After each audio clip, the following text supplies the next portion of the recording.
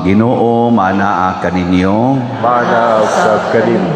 pagbasa gikan sa Santos nga Ebanghelyo sumala ni Marcos. Himayaon ikaw, o Ginoo. Unya si Jesus ug ang iyang mga tinun-an miadto sa mga balangay sa Cesarea Filipo. Ug samtang naglakaw sila, iyang gipangutana ang iyang mga tinun-an, kinsa man kuno ako sumala sa mga tao.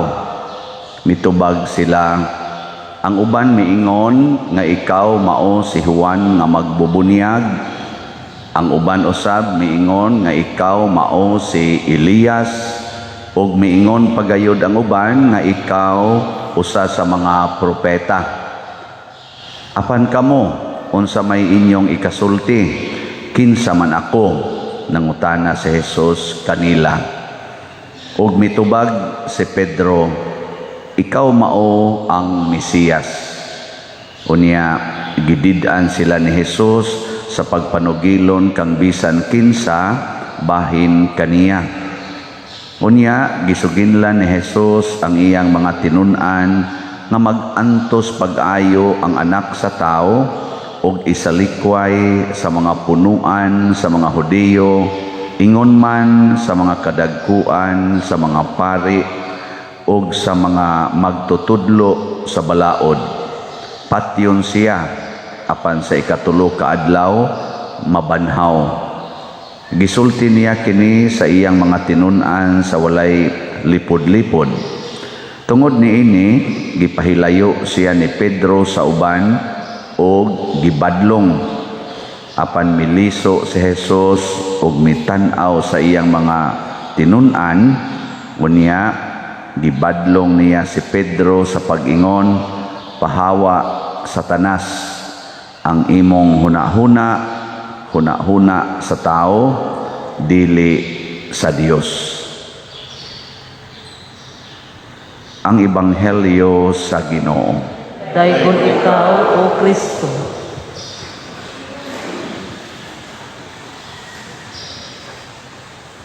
Ang tambag or tudlo ni Santiago sa atong unang pagbasa, mahitungod ni sa atong pagtratar or paghatag og dignidad sa tao. Ang ato jud kunong matngunan nga dili gid ta magpihig-pihig or di ta magpili og tao. Kay common man gud ni natong kinaiya nga mas mutahod ta sa tao nga dato niya atong daog-daogon or isalikway or tamayon ang mga kabos. Kamo, kinsa may inyong unahon pagtagad, ang dato o ang kabos?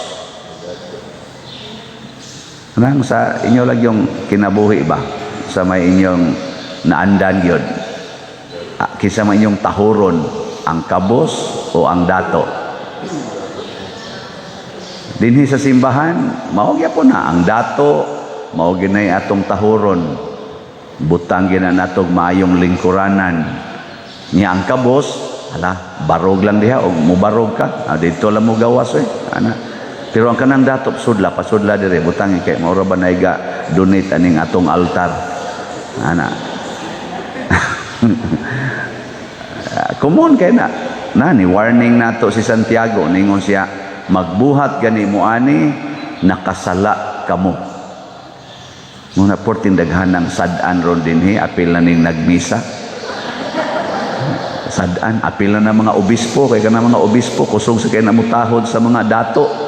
Oh, labi mao gyud nagdagko kay tabang sa diocese na mao nay tahurog maayo, pero kadtong mga standby, kadtong mga matud pa diri nagkagidlay ang gisulob kay way balay, di na tahuro na. Amo na nya kamo ron wa mo kasa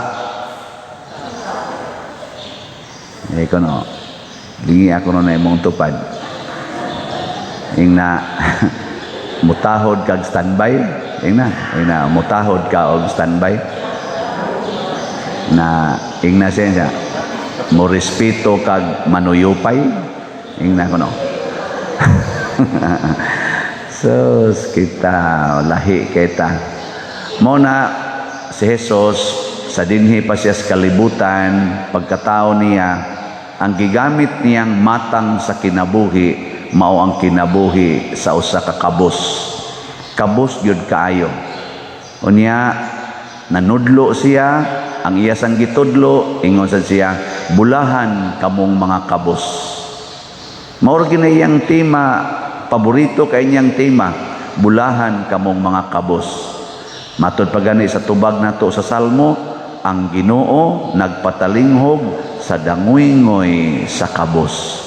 Wa man mo ingon diri nga sa dangoy-ngoy sa dato, sa kabus gyud. Kay giingon na lang unta to diri, ang Ginoo nagpatalinghog sa nagdangoy-ngoy. Gi-specify gyud, gisumpayan gyud dangoy-ngoy sa kabus, pero dangoy-ngoy sa dato posibleng dili niya patalinghogan. Kamoron unsa may inyong ambisyon, makabos mo o madato? Kay pertira bang daghanan ng ambisyon gyud nga madato, kay haron ini kadato tahuro nako sa akong silingan, kay karon wa gid na sila'y tahod nako. Mao man gid ayo na sa una ingon dayon sa una nga perti namong pobriha, nga perti gid namo maglabada lang taon tos mama, wa gyud mo tahod namo. Karon nga nakalampos na mig eskwela, nya naka-abroad ng uban, dako na mig balay, kami nay tig-donate dito sa among mga silingan. Tahod na sila maayo namo. Muna ang uban aron tahoron magdato. Matud pa ni Santiago diri sa unang pagbasa, kinsa may nagdaog-daog ninyo? Kinsa may nagpabilanggo ninyo? Ang mga dato. Wa may kabos nga mo pabilanggo, kay nga naman wa may ika-sustainers kaso, di ba? O kabos ka, ikiha na. Wa man sa tay kwarta, awa na lang ikiha. Atuan na lang na, patya na lang nagdiritso dito. Pero mga dato, oy, bugal-bugal ang dato, di ba? Pick up po na ikas pulis, diritso juga nga itong padlak sa prisuhan.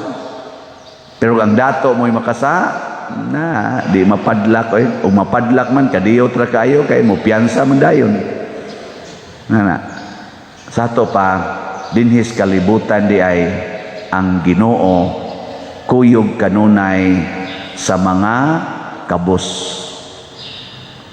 Mao na nga si Jesus atong ebanghelyo ingon din siya, kinsa man kuno ko para sa mga tao. Naglibog sila, libog daghan kay gisulti. Nya ningon dayon si Jesus ngadto sa iyang mga tinun-an, kamo kinsa man ko? Siya, ikaw ang Mesiyas, ikaw ang manluluwas. Nganong nakailaman ang iyang mga tinun-an niya, labi na gid si Pedro, tungod kay sila mga kabus.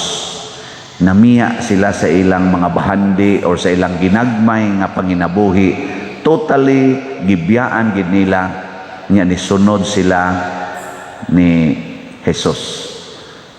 Ang atong mga santos, bisag kinsang santuha nga atong giisa diha sa gikanonize nato aron mabutang nato sa atong mga altars, tanan gyud pulos gyud ni sila mihigugma og mipuyo sa kinabuhi sa kakabos. Pero maglibog ko nganong ng mga kuan karon Katoliko, apil naming mga pari, ganahan man jud kay daghag kwarta. Di ba? Ngano ka nga ngato untang gipang-isa diha sa altar, pulos-pulos panunta na ang mga kabus. Ug na may mga dato ana sama nila ni St. Francis of Assisi, kana sila St. Ambrose, St. Augustine, unsa pa nang uban diha. Gipang-isa na to sa altar, San Roque, mga dato man nagpamilya pero ila man gipamiyaan. Pero kita purtigyong paningkamot aron arang-arang. Kamoron, unsa inyong paningkamutan? Marang-arang o mahimong kabos? O gusto mong mahimong kabos, tagaan ta mo pamaagi, pamalit mog slot. Oh, ngano mang nanindot ning atong simbahan, nanindot na humanto na tong kapilinya sa mga taong dunay kasing-kasing nga kakabos. Kay kani man mga tawo nga nahigugmas kakabos, basta naa nay kwarta sila, ipaambit din na nila. Pero kung ang imo ganing kasing-kasing, ambisyon kang madato, o nga kay kwarta, tigumo na nimo, tigumon, kay imo man padaghanon. Muna, wa makatabang nato, kadtong mga ambisyoso nga mahimong dato. Kinsa may nakatabang nato, aron nakatukod ta ng kapilinya di Fatima, nga nigastog mga 35 million. Kinsa may nakatabang ana, ang mga taong dunay kasing-kasing sa kakabos, kanabang igtanaw nila nga naay panginahanglan ang dako nga katilingban sa magsimbahan, hatag dayon na sila. Di na sila maghuna-huna kaayo og unsay ilang dangatan.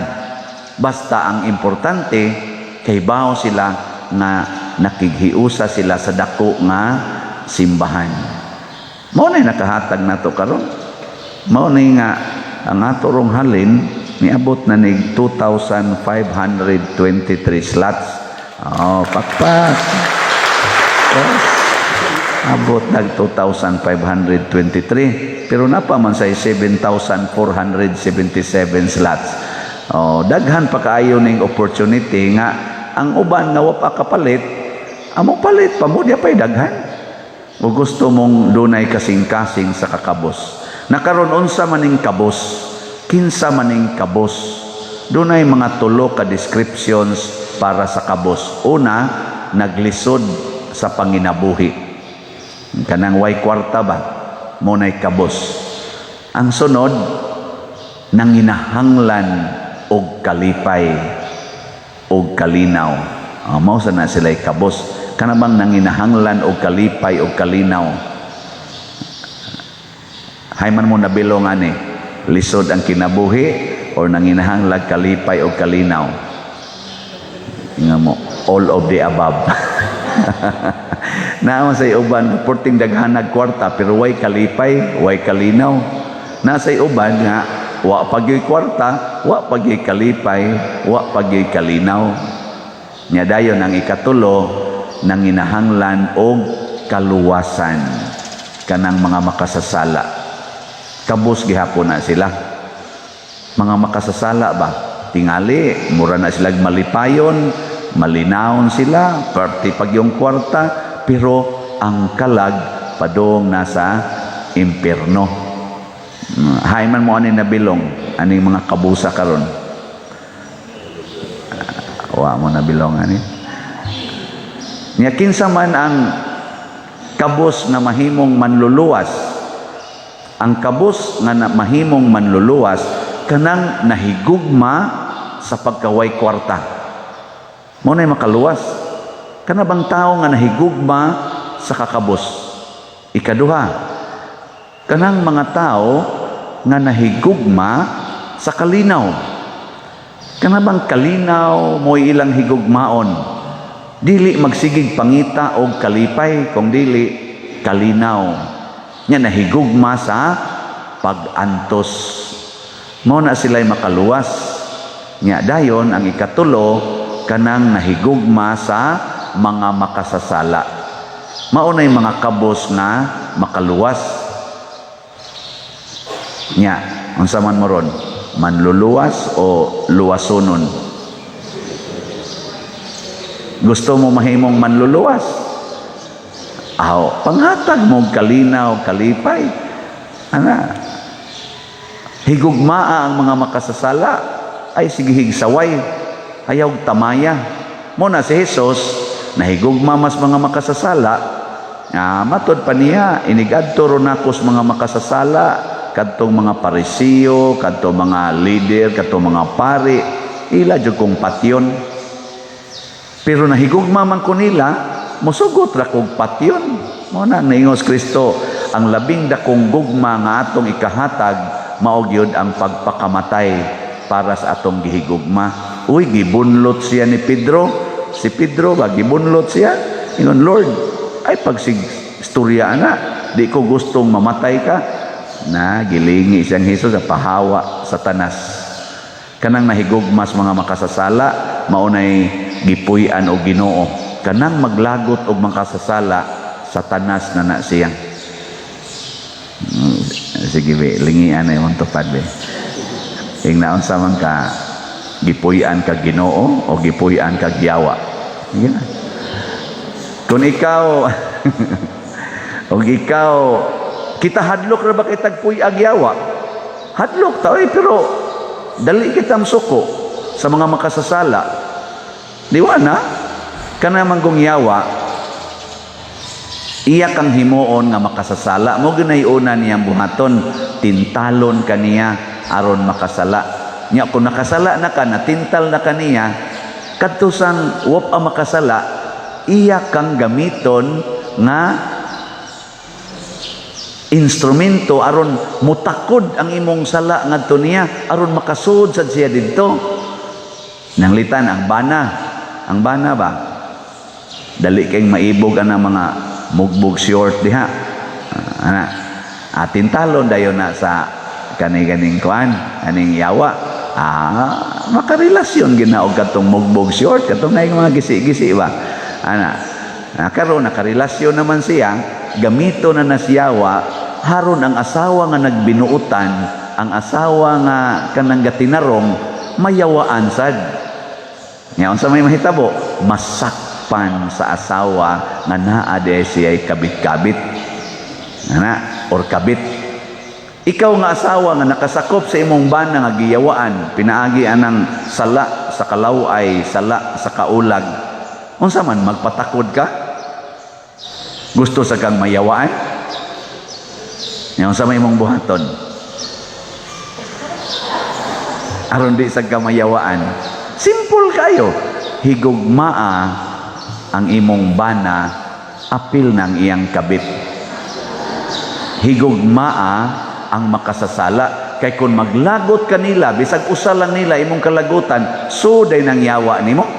Muna si Jesus, ginganlan niya si Pedro og Satanas. Nga naman, si Pedro, di man mosugot nga naay mo patay ni Jesus. Sa ato pa maglagot siya sa mo patay ni Jesus. Giyawaan na siya. Sa iya palang huna-huna daan, giyawaan na. Kakuha mo? Daghan kay natong yawaan. Pananglitan ron, masakpan sa pari, nagikuha ang kolekta sa sakristan. Ang sa may istorya sa pari, simbako lang ba? Pero buutan man yun ato mga sakristan din eh. Pero simbako lang ba? Masakpan sa pari, nagikuha day sakristan ang kwarta. Di ko maglagot, oy. Ang sao mo na ko? Taktakon. Kanang ko ano na ba nga? Dong, pahuway lang sa serbisyo dong kay murag anhi magkadinhi mayawaan. Di ba? Suspenso sa ba kay wa man mi relasyon nga angayan akong i-maintain. Pero kung banag asawa masakpan sa bana nga ang iyang asawa nangawat siyang kwarta, unsa may buhaton sa bana? Ang nagsuspensohon niya nga tupad man na niya higda. Unsa may yang isulti? May ngoragid ang bana, ako bang nasakpan nga nanguha ka sa akong kwarta dire, pila kay kuwang diha ay akong punan. Ay luoy kay ko nimo ako kang asawa niya nanguha na noon nya may ang asawa nga di ko manguha nga wa na koy budget diri para luto sa ato nya ikaw di man sa kamuhatag palingog-lingog ba lang ka. May ngoro rin ang bana, sorry kayo ha, mura man kog na indiferente nimo, magako sa balik. Di ba nindot kayo? Yan yun ang buhaton.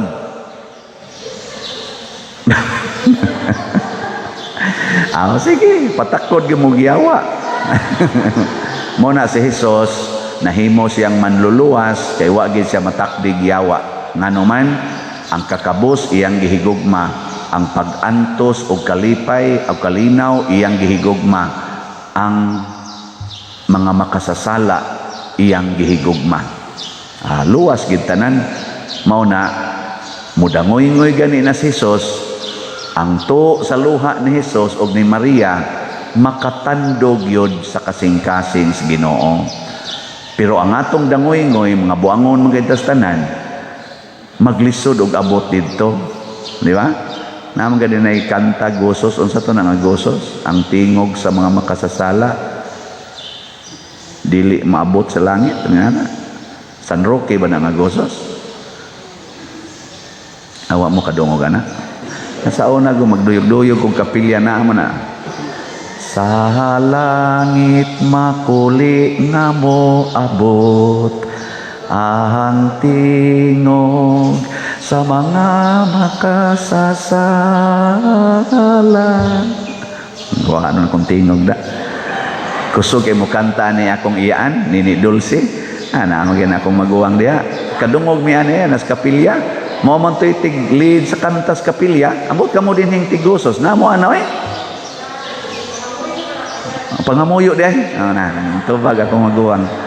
Kana mo kanta mo sana sila tos kapilya, sila mama, makinomdom lang ko. Anak kami, igo ra maming muduyog, di mami maminaw sa kanta. Duyog. Inighuman dayon nilag kanta niya, mga orasyon niya, taas mo kinabasahon, gawas dayon, nigarilyo nga to gawas.